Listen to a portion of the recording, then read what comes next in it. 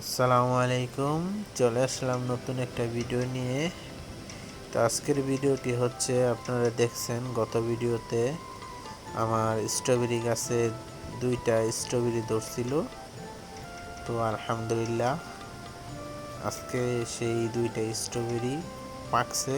তো এই যে দেখতেছেন আমার বড় ছেলে স্ট্রবেরিগুলোকে খাওয়ার জন্য কি পাগল হয়ে গেছে। তো স্ট্রবেরিগুলো আজকে পাকছে।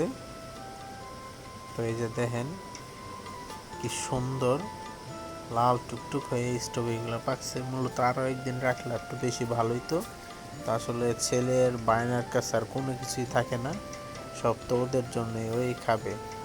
তো আজকে ওরে পাইরে দিলাম। তো ওই যে দেখতেছেন সে ছিলার লাগে ব্যাকুল হয়ে গেছে। তো আমি তারে বলতেছি স্ট্রবেরি কেচিটা কাটো তাহলে সুন্দর হইব।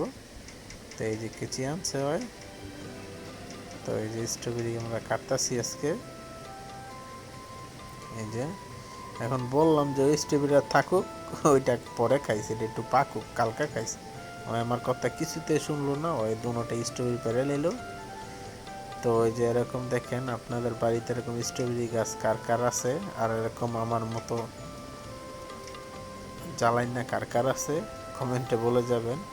যে দেখুন ওই না ধুয়েই স্ট্রবেরিগুলো খাওয়া শুরু করছে। তো আমি আসলে এখানে কোনো সার মার কিছুই দেই নেই, ন্যাচারালভাবে স্ট্রবেরিগুলো হইছে।